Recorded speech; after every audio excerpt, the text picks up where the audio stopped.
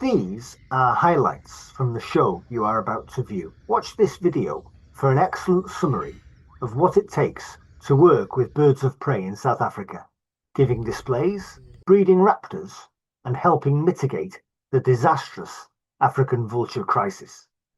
So, if career success for you means working with birds of prey, how do you get there? Ben Hoffman, falconer and founder of the African Raptor Centre, describes how his experience, expertise, and career developed. Ben explains the skills and personal qualities a person needs to work with people and the birds of prey who own them. Raptors first appeared in the fossil record 58 to 55 million years ago, and then speciated out 44 million years ago. If you are learning English as a second language, this video will be useful because you will hear two accents, a British and a South African one. And before we go any further, I would like to say thank you to my subscribers. Without you, there would be no channel. I appreciate the support of each and every one of you. Training raptors and living the wildlife looks like this.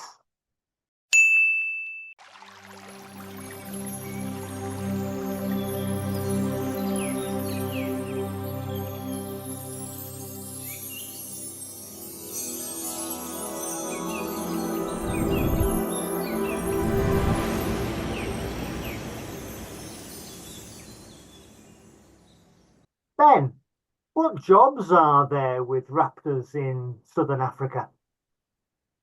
That's a difficult one. There's not a lot available. So unless you work in the research field or work for one of the few bird of prey facilities in the country, there are very, very few job opportunities in South Africa involving raptors.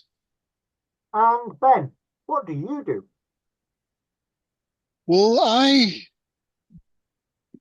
work in multi-fields. I work quite a lot with research. So I'm involved with a lot of research, and then I run a full-time bird of prey facility here in just outside Durban in South Africa.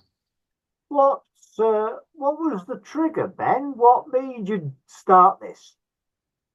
I've been involved with raptors since I was about 9 years old. So I've worked with birds of prey for many years, and always had an interest. Went after working in formal conservation for a number of years within parks, the National Parks Board. I then moved full-time over to moving birds, well, moving raptors and moving animals. But my whole interest started with falconry, actually. I was a falconer as a kid, and had been interested in it. Got a hold of a kestrel and started that way, and started flying birds, and have been involved not as a hardcore falconer. I've never had the time to do get as a hobby, but I've done falconry in my pursuit of my career from probably when I was about 20. Fantastic. How much of a challenge is it, Ben, to get into falconry in South Africa? There's a number of really good falconry clubs in South Africa. Falconry gives you a very, very good background level of skills for a raptor rehabilitation career.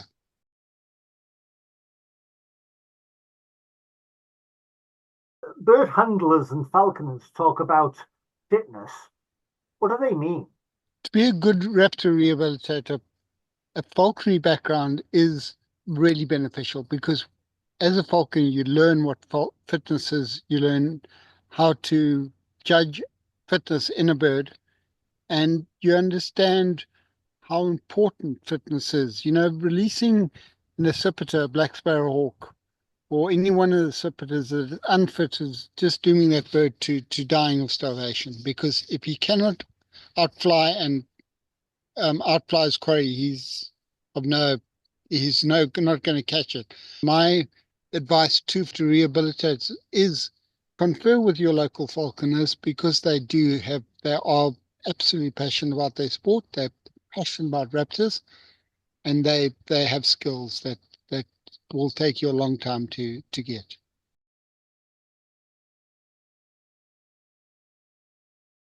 Treating whatever is the matter with it, and very often it's a man-made injury. A bird sitting in an enclosure that's eating doesn't mean that he's fit to be returned to the wild.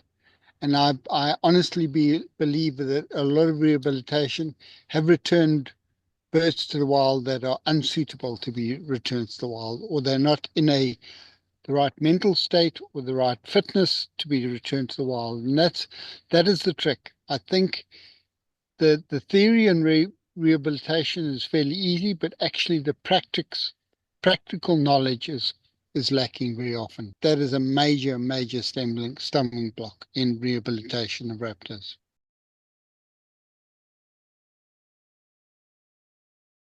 Condition is a bit like an athlete. You don't find overweight athletes, unless you're a sumo wrestler. Um, you've got to be a sprinter, and a sprinter has got to take all the factors. There's body fat, there's actual physical fitness, there's muscle strength. All of these things have to be taken into account to be practically released bird.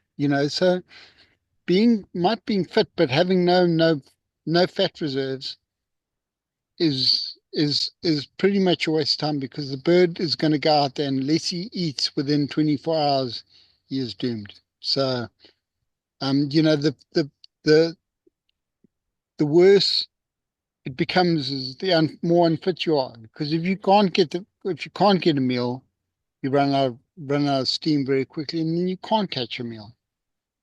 So conditioning is a really important factor in rehabilitation. Absolutely.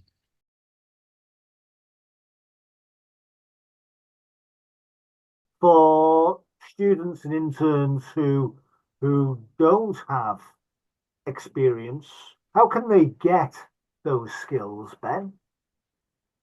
Are a few facilities worldwide that do offer internships. Basically, go and volunteer at a rehab center and actually start and getting to know some falconers. We have researchers like Dr. Shane McPherson, who's done a lot of work in crowned eagles. He's a New Zealand-born um, researcher. He was interested in crowned eagles. He made the effort to come out to South Africa, enroll in local university. So instead of going to a university in New Zealand, where they don't have a huge selection of birds of prey, he came out to Africa, and he'd done a whole lot of work at other centres. He knew a bunch of falconers, and he did his both his degree and his PhD on crowned eagles. Do you work with any particularly endangered species, Ben, or do you have in situ projects that you help with? So we work a lot with the African version of bearded vulture. So Shannon runs that. I'm still on the technical team of that from the captive breeding program.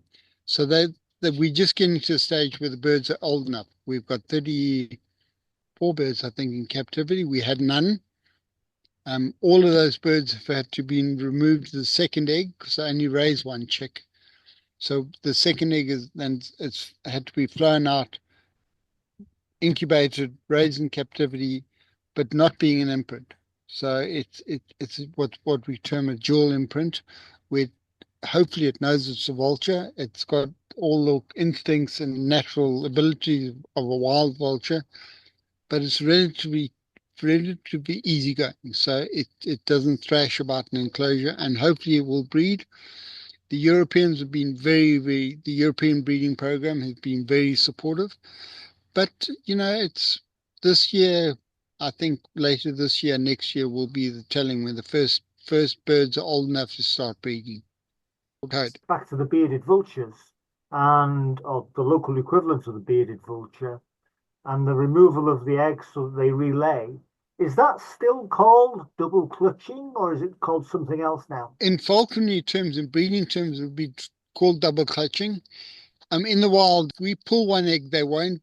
It doesn't seem like vultures will lay another egg. On the nest where there's two eggs, you pull the second egg because that egg is doomed to failure. What is dual imprinting, and how does it affect daily operations for a big collection like yours? Well, a dual imprint is a bird that knows it's a bird of prey, but it is also not too wild. It's a fairly tame bird. You want it to be tame, but not think it's a person. So only dual imprint. You want them dual imprinted where they are staying in captivity because they're easy to work with, but so they're not scared of you, so they don't thrash around, and you're going to breed birds easier because they're far more relaxed around you. How would you describe raptor conservation today in South Africa? And what effect, if any, does politics have? Raptor conservation, there's a small group of dedicated people that are really working hard, and there's a group of organizations that are working hard.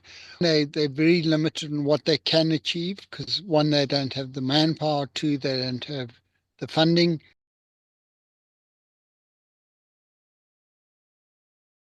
What questions regarding raptor conservation in South Africa would you like to see answered in the next 5 years? I think a lot of it is to do with spatial habitat use. So much of the habitat stuff we're doing is geography based. We deal in so much data that is geography based. So a geography degree would be a very useful tool. A sunny Sunday at the African Raptor Centre, and Taboo says hello.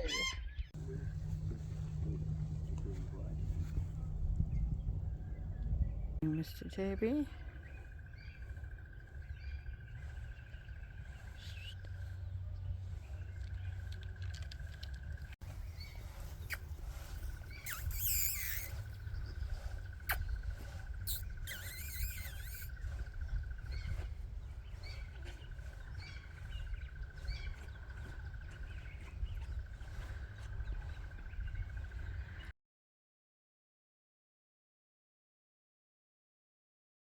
In South Africa, Ben, where do our knowledge gaps lie in raptor conservation? Most species, actually. You're talking about 82, 84 species of raptor. When you consider that a number of countries have 20, 30,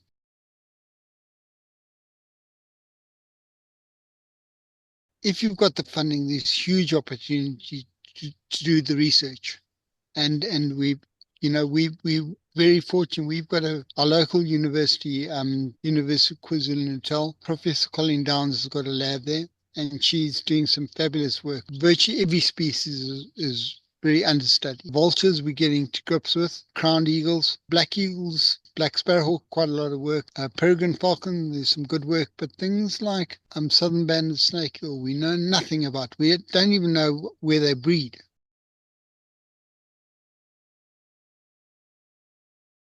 Would you be able to suggest a research project for a student in raptor biology? Just take a bird book and open it at any page, and whatever species comes up, there's an opportunity to do research on that species. Peregrine falcon, they'll record them a lot in the Bloemfontein CBD.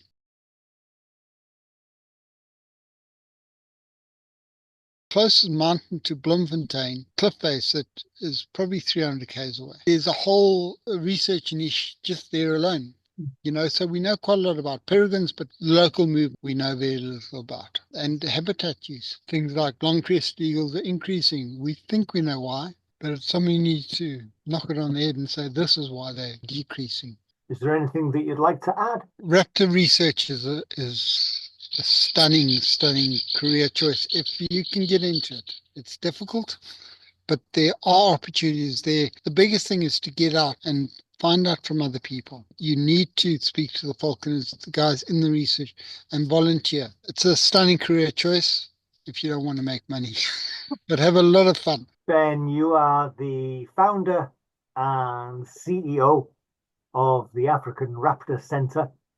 Thank you very much for being on the Practical Animal channel, Ben Hoffman. Thank you so much.